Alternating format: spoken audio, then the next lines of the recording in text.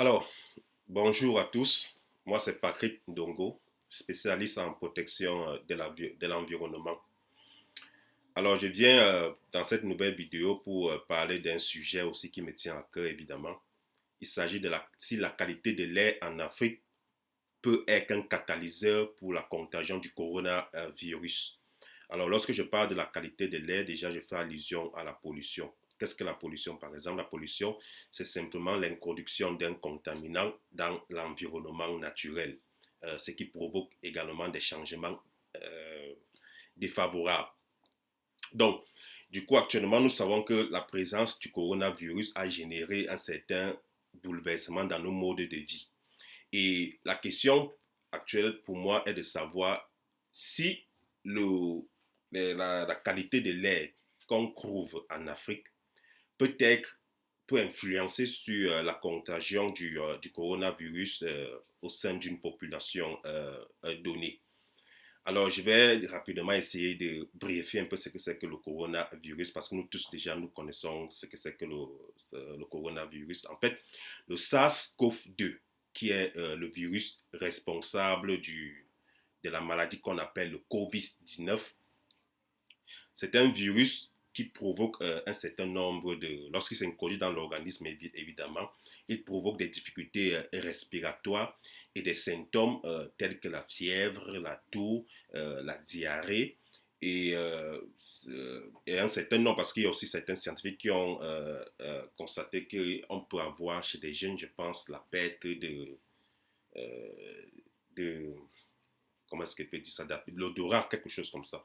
Alors, comment est-ce qu'il se transmet? Les scientifiques stipulent que la contagion se fait soit par des gouttelettes, c'est-à-dire si une personne est infectée et que cette personne, par exemple, éternue ou alors cette personne tousse et que ces gouttelettes entrent en contact avec une personne saine via les voies telles que la bouche, le nez et les yeux, directement cette personne est infectée. Alors, pourquoi l'Afrique peut être exposée à un risque accru de pandémie? C'est vrai, plusieurs capitales africaines ont décidé de déconfiner, tout comme ici en Europe, le déconfinement est en cours.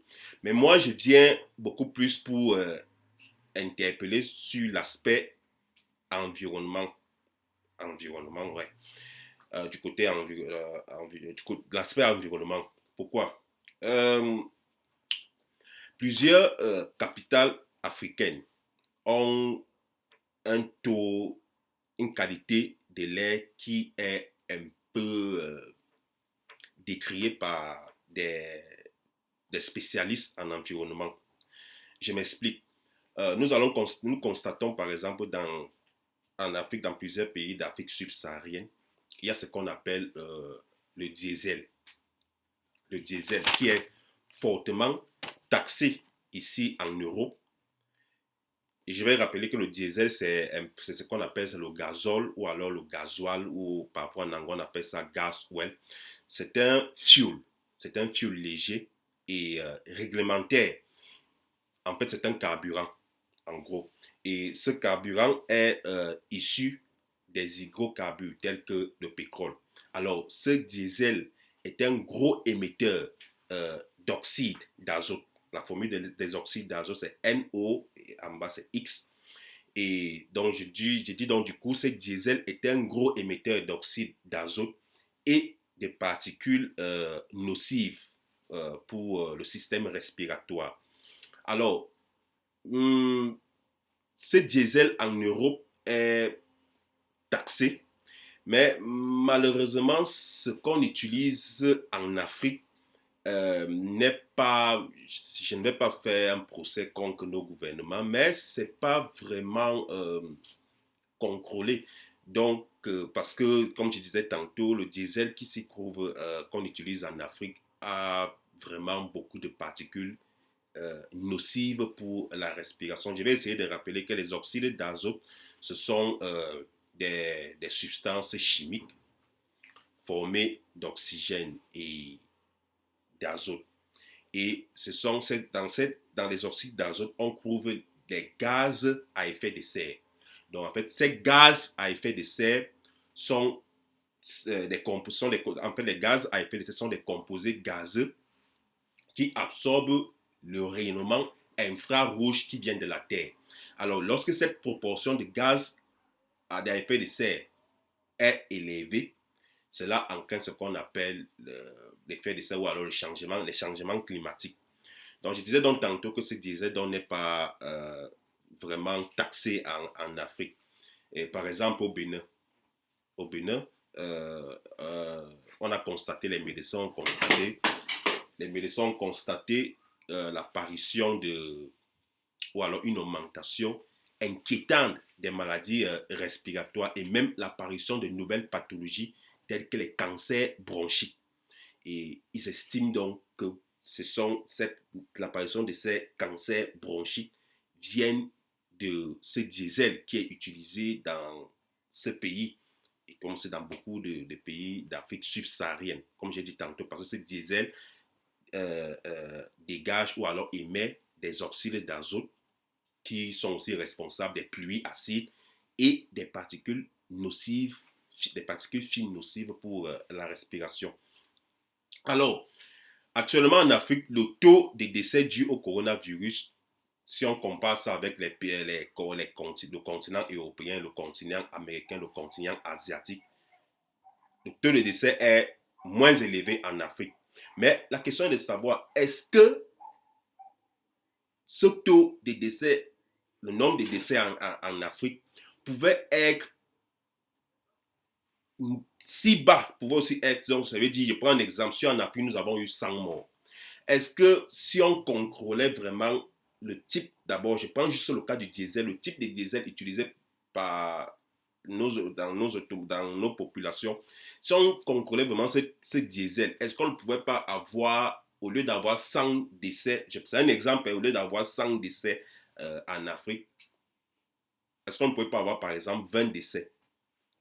Alors je vais expliquer le principe. Le principe est simple. Lorsque des individus, alors des personnes ou des gens respirent de l'air pollué, lorsque nous respirons de l'air pollué, il y a des minuscules de particules polluantes vont irriter les voies respiratoires et ça va aussi irriter les poumons. Alors, ce qui va provoquer évidemment un gonflement et une production excessive du mucus. Alors, qu'est-ce que le mucus? Le mucus, c'est en fait une substance qui joue un rôle de barrière pour les irritants. Qu'est-ce que j'entends par irritant? C'est un peu comme les poussières, les fumées, et les bactéries aussi. Pourquoi pas les bactéries? Donc, il y aura donc production excessive de mucus. Alors, les voies respiratoires qui vont donc être enflammées et irritées seront plus exposées face au virus qui attaque les systèmes respiratoires, tels que le SARS-CoV-2, c'est-à-dire le virus du le virus responsable de la maladie qu'on appelle le COVID-19. Alors, une fois c'est-à-dire une fois que cet organisme qui a aspiré ces substances dégagées par le diesel, une fois l'organisme va donc être infecté par ce virus, le SARS-CoV-2, il y aura directement une réponse immunitaire. C'est-à-dire une réponse immunitaire va donc être activée et dans le corps, c'est-à-dire les réponses, parce que l'organisme va recevoir, je ne veux pas dire accueillir, mais il y aura infiltration d'un agent pathogène et directement l'organisme va déclencher une réponse immunitaire. Mais comme le système respiratoire est déjà enflé, c'est-à-dire, comme j'ai dit tantôt, le système respiratoire va être enflammé et irrité et donc exposé au virus qui attaque également ce système, cela va entraîner une inflammation, un gonflement du système respiratoire et du coup le mucus qui est cette barrière qui empêche l'entrée des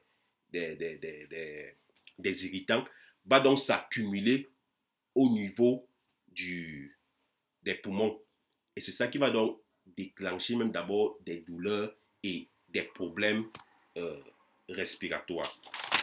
Alors, c'est là, à partir de cette petite théorie que j'essaie de, ces principes que je suis en train d'expliquer, cela j'essaie juste de montrer comment la qualité de l'air peut permettre ou alors peut catalyser l'évolution d'un virus dans un organisme déjà contaminé par une air polluée. C'est un peu ça que j'essaye de montrer. Alors, je vais directement donner, parce que on ne peut pas, moi je ne peux pas facilement, je ne peux pas dire au gouvernement de ne plus utiliser le diesel, ou alors de chercher aussi à taxer ce diesel comme les Européens taxent ici, parce que je suppose qu'ils ont des raisons pour lesquelles ils ne taxent pas ce diesel. Mais ce que je peux dire maintenant aux populations, c'est comment se protéger contre la pollution de l'air. Il va falloir premièrement simplement vérifier au quotidien la qualité de l'air. Surtout, lorsque vous voulez sortir, vous devez vérifier la qualité de l'air. Comment est-ce que vous pouvez vérifier la qualité de l'air? Vous pouvez consulter le ministère de l'environnement de chacun des pays d'Afrique subsaharienne. Je pense que dans ces ministères, ils mettent un peu le taux de polluants. Alors, ils donnent des indications sur la qualité de l'air, si l'air est vraiment pollué ou alors si l'air n'est pas pollué. Donc, vous pouvez consulter ça. Soit alors, s'il n'y a pas ces données, ou alors si vous n'avez pas, par exemple, vous n'avez pas Internet pour avoir ces informations, vous pouvez simplement vous servir de vos yeux, c'est-à-dire, vous regardez le ciel, vous essayez de voir si le ciel est vraiment sombre, si le ciel est...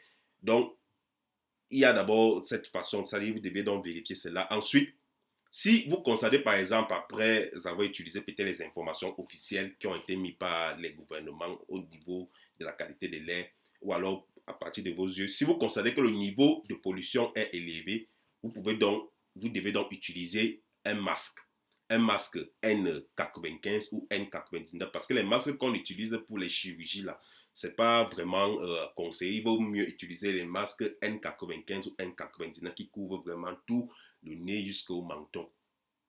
Il vaut mieux utiliser ça. Et évidemment, même, ça tombe même aussi bien vu que nous sommes en période de déconfinement. Donc, il est vraiment préférable d'utiliser à chaque fois des masques. Et ensuite, il faut garder les fenêtres fermées si les niveaux de pollution sont élevés. Ça peut être que chez vous, vous constatez par exemple qu'il y a une fumée, il y a de la poussière, il y a autour de vous. Vous essayez de fermer les fenêtres afin que vous ne puissiez pas être entré en contact avec ces polluants. Et aussi, vous devriez par exemple vous pouvez utiliser par exemple des filtres à air. Exemple, les ventilateurs. Cela va permettre aussi de filtrer l'air, d'évacuer ces polluants. Et également, pour ceux qui fument, il faudrait éviter de fumer en présence des femmes ou alors des femmes enceintes ou alors des personnes âgées parce qu'ils sont un peu plus vulnérables. Alors, donc, c'était juste pour partager cette petite vidéo, histoire pour nous de voir ce que nous pouvons en tirer de cette lutte.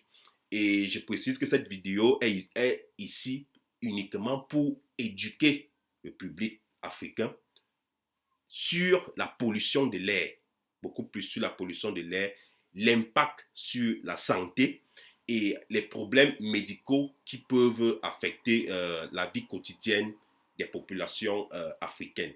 Donc, je ne suis pas là pour, par exemple, critiquer quoi que ce soit ou alors jouer le médecin, non. Je précise, je parle là en tant que spécialiste en protection de l'environnement. Alors, donc, du coup, je vous dis merci de m'avoir écouté. Surtout, abonnez-vous sur ma page YouTube. Bye!